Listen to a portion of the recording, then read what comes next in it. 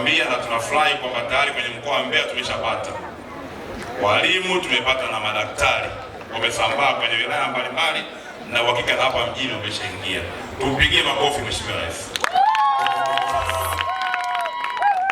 Lakini alisema siku 100 anataka wananchi wake wa Tanzania na Mbeya ikiwepo wasipate shida kwenye matibabu, na tayari umeshaanza kuasisiwa ule mpango wa bima ya afya kwa wote.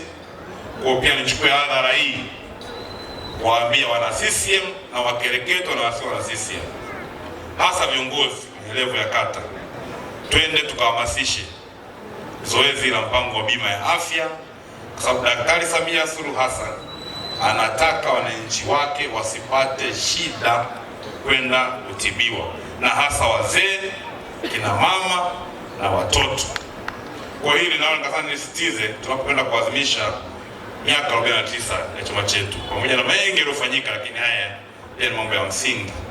Lakini pia kuna swali la mikopo. Wengi hapo ukiona mgeni rasmi wana shida ya mikopo, wengine walishakopa kwenye mikopo ile ya 10%, wengine hawajapata. Lakini kuna zile fedha ambazo Mheshimiwa Rais aliahidi bilioni 200 zitakuja ndani ya siku 100. Kwa ni wajibu wetu sisi viongozi na wananchi kuanza kutengeneza vikundi mbalimbali visajiliwe na vitambuliwe kwa ajili ya biashara. Hii inapofika wakati wa kupewa mikopo iwakute tayari mko kwenye mpango. Hayo nikasema na mimi nisitize mambo machache, lakini kwa ujumla wake rasmi Chama cha Mapinduzi mkoa wa Mbeya kiko imara chini ya uongozi wangu mimi, lakini na mneki, katibu wa chama na viongozi wote walioko hapa wanafanya kazi kubwa. Na kwenye maadhimisho haya tuligawanyika, tumefanya kazi mbalimbali kwenye wilaya huko, na kwenye kata, kwenye matawi, mabalozi, kila watu walifanya kwa namna tofauti ya kuhamasisha miaka 49 chama chetu, kufanya usafi, kwenda kuona wagonjwa wa hospitali na kutoa shughuli mbalimbali. Kila kiongozi umeona hapa ameshiriki, na nikuthibitishie na tupelekee salamu kwa mwenyekiti wetu wa chama taifa Daktari Samia. Mbeya chini ya Chama cha Mapinduzi iko imara. Mahusiano kati ya chama na serikali ni mazuri, hayana shida aina yote.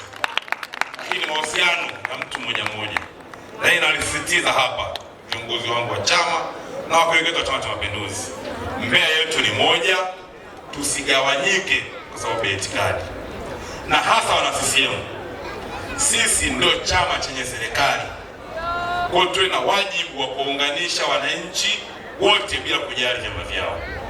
Tushikamane, tuwe wamoja, tutoe huduma kwa kila mwananchi, maadamu ni mwana Mbeya na ni Mtanzania.